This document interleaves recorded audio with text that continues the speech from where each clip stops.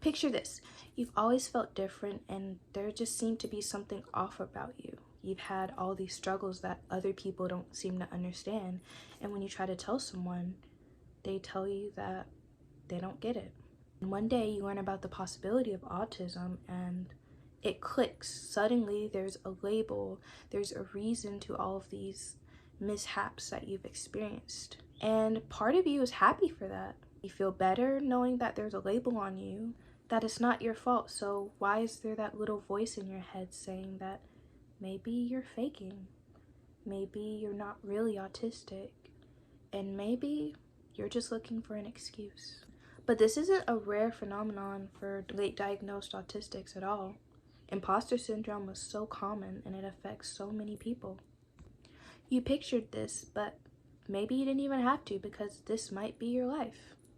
Hi, I'm Camille, and I wanted to talk about why self-gaslighting and doubt is so common in late diagnosed autistic people. I think a big reason for this is because of bullying. I feel as if a lot of us grew up being ridiculed for our autistic traits and being bullied for them, having them pointed out, or maybe getting criticized and told that you need to work on these traits. And because autistic traits are part of your brain, you can't just turn off not understanding social cues or making social mistakes or stuff like stimming. And I think as a child, you don't know enough about your autism, your undiagnosed autism, to explain to people, hey, this is the reason I'm doing these things. So as a child, you're just like, when somebody asks you, why do you keep doing this? It's like, I don't know, because you really don't know. And there's so many more reasons that you could be bullied because of your autism. According to some studies, while the reasons for a higher risk of being bullied among children with neurodevelopmental disorders are complex, one potential reason is impaired communication skills. These can cause peer rejection and difficulties in establishing relationships. They are more likely to be bullied at high schools than primary schools, because it is possible that in high school, the differences due to autism are more pronounced and noticeable. I will link these down below just in case anyone wants to read up more. And as a high school student, I can definitely attest to this because I often get in trouble at school for my tone, for my facial expressions. I'm a very expressive person and I struggle to kind of hide my face. I often get told that I'm being sassy, that I'm rude, and that I'm doing all of this intentionally, even though I do apologize and I do try to mask, but I'm not a very high masker. I think another reason for the self-gaslighting is definitely because of misdiagnosis or the lack of proper consideration. A lot of the times when I open up to someone about my problems, I often get, oh, it's just anxiety, oh, you're just not properly socialized, or maybe you're just depressed. It's even worse when it's a medical professional, because then you start to kind of doubt, oh, what if I'm wrong? Or what if they're right and I'm just fine?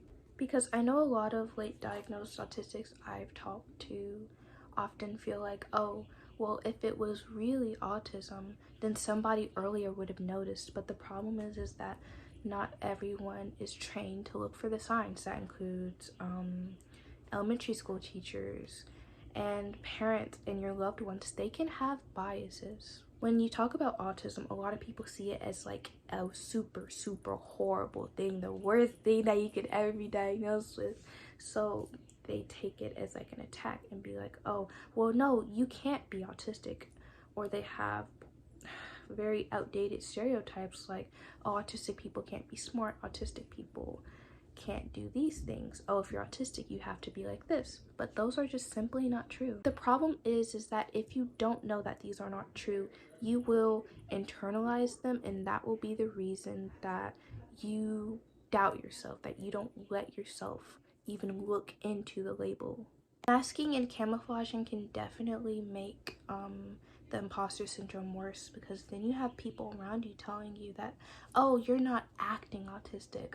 I've interacted with you and you don't seem autistic to me. But the thing is, they don't know your brain like you do. Masking is essentially when you try to change who you are to other people. You might For instance, if you are autistic and you struggle with being monotone, everybody says that you always look angry. You might smile more and you might use an upbeat tone to seem more normal and fit in with other people, but that's not the real you.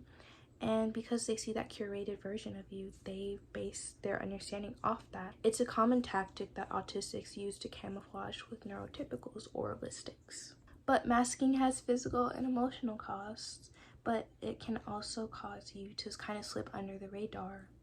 From a more professional source, autistic masking is the conscious or unconscious suppression of natural autistic responses and the adoption of alternatives across a range of domains.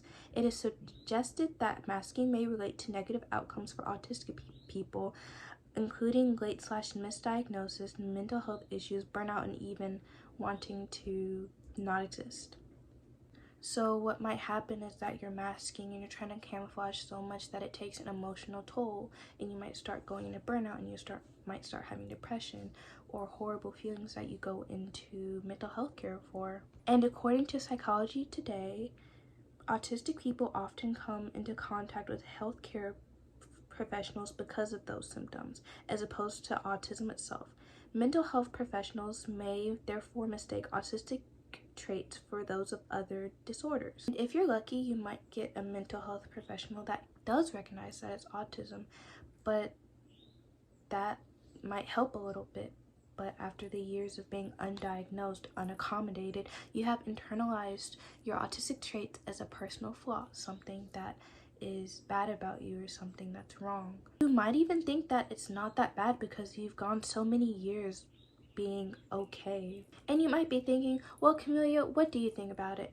And me, I think that whether you're self-diagnosed, which is totally valid, 100% supported here, because diagnoses are not accessible at all, and they are very hard to get, and there are so many barriers to entry, so it is totally okay.